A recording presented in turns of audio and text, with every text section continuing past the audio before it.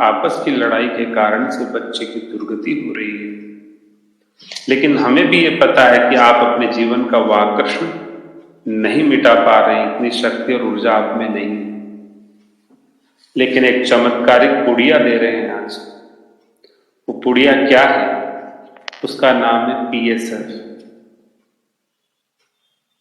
जिस भी बच्चे को आप चाहते हो, जिसकी जिंदगी बनाना चाहते हो, तो आपकी तो बिगड़ी सो बिगड़ी।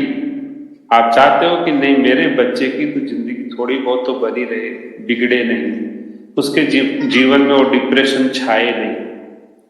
तो आप PSF के प्रकल्प की शाखा उस बच्चे के लिए रजिस्टर्ड कर लीजिए, बुक कर दीजिए। उस बच्चे को यदि संभव हो सके तो संस्कारवान पाठ्यक्रम करा दीजिए। संस्कार पाठ्यक्रम के लिए बच्चे की 23 मिनट पर डे चाहिए होती, एवरेज औसत 20 से 23 मिनट उसको देना पड़ता है। सिर्फ कोई होमवर्क नहीं होता है, कोई रिटर्न वर्क नहीं है, उसका कोई वर्क नहीं है, कोई बुक्स नहीं पढ़नी पड़ती उसको।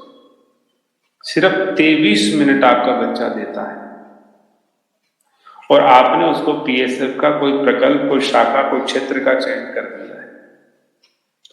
तो उस बच्चे को संस्कार तो संस्कार पाठ्यक्रम से मिल जाएंगे। 13 साल का संस्कारवान पाठ्यक्रम है। 10 साल का बच्चा यदि संस्कार ज्वाइन करेगा, 8 साल का ज्वाइन करेगा, लगभग 20 साल की उम्र में उसकी व्यवस्था बन जाएगी संस्कार की। और PSF जो उसकी जो शाखा का जो क्षेत्र था, क्योंकि उस सिस्टम में उसका शोषण के अलावा कुछ होना नहीं है और उसको कुछ मिलना नहीं है, लेकिन 13 साल में वो बच्चा किसी भी IITians को, किसी भी IIM के स्टूडेंट्स को पीछे छोड़ देगा। किस मामले में? धन के मामले में। तो आपके बच्चे को धन तो मिला ही, संपत्ति भी मिली और संस्कार भी मिल गए। तो जिसको संपत्ति भी मिल गई, संस्कार भी मिल गया, इसका मतलब वो अपना जीवन बचा लिया। लेकिन सबसे बड़ी दूसरी बात आपको बताना चाह रहा हूं कि इस धर्म युद्ध में जो अधर्मी लुभावने लालच करके आपके बच्चों को, बच्चियों को बरगला करके जो कहीं उड़ा ले जाते हैं, भगा ले जाते हैं, काट पीट के पटक देते हैं, उससे वो बच जाएगा। क्योंकि PSF की सराउंडिंग्स और संस्कार की सराउंडिंग्स उसकी एक ऐसी दुनिया बना देगी जो सिर्फ संस्कारवान दुनिया है, अपनी संस्कृति की दुनिया है, अपनी संपन्न संस्कृति की दुनिया। आज जीवन में सबसे बड़ा रोग है कुसंग का, और उस कुसंग के रोग से आप बच्चों को नहीं बचा पाए तो एक दिन रोना तय है। वो रोना तय है। वो कैसे रोना होता है? श्री अर्जुन जी कह रहे हैं, अब मैं वही करूंगा केशव जो तुम कह रहे हो, आप जो कहोगे मैं वो करूंगा। और जब वहां अभिमन्यु चक्रव्यूह वेदन की जब जिस दिन रचना हुई, ठाकुर जी जानते थे कि आज गड़बड़ है,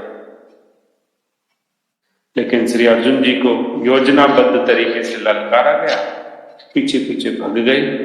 ठाकुर कह रहे कि नहीं, तुम उनके पीछे मत जाओ, वो बोलने दो, बरगलाने दो, चिल्लाने दो, गाली दिखा रहे।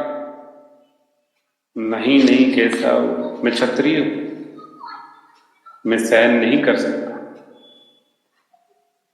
श्री ठाकुर जी की लाख मना करने के बावजूद भी वो उनको जबरदस्ती ले गए वहां पर।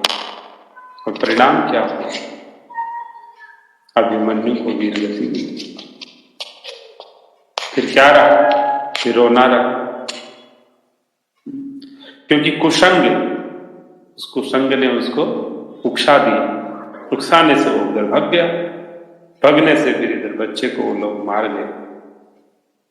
कहने का मतलब है, सर्वांश में आज आप देख रहे हैं आपके जीवन में कहीं भी व्यवस्था ऐसी नहीं है जहां संस्कार मिले, और ऐसी भी कोई व्यवस्था नहीं है जो आपको संपन्न बनाने का विज्ञान है। लेकिन ये छोटा सा कार्य, आपका छोटी सी बुद्धि, छोटा सा समझदारी का कदम एक ऐसा बड़ा आपके लिए स्वर्णिम इतिहास और स्वर्णिम भविष्य लिख देगा जिसकी कोई सीमा नहीं। इतिहास इसलिए क्योंकि पूर्वज जो पितृदोष से जो आप ग्रसित हो उससे मुक्ति मिलेगी, और भविष्य इसलिए वो बच्चा आपका कम से कम उस बर्बादी से बच गया। और जब उसको आप सनातन की शक्ति सहजता से घर बैठे पता करा दोगे तो उनके बच्चे तो कम से कम गुरुकुल का मुंह देखेंगे, उस शमशान का मुंह नहीं देखेंगे। तो ये धर्म युद्ध है, भगवान बार बार श्री अर्जुन जी को भी कह रहे हैं और आपको भी किसी न किसी प्रेरणा से तो कह ही रहे हैं। निर्णय आपको करना है, निर्णय आपको करना है। अब इसमें कोई प्रति प्रश्न किसी का हो, किसी को कुछ समझ में नहीं आया हो तो निसंकोच आप रखिए, अपनी बात को पूछिए। राधे राधे।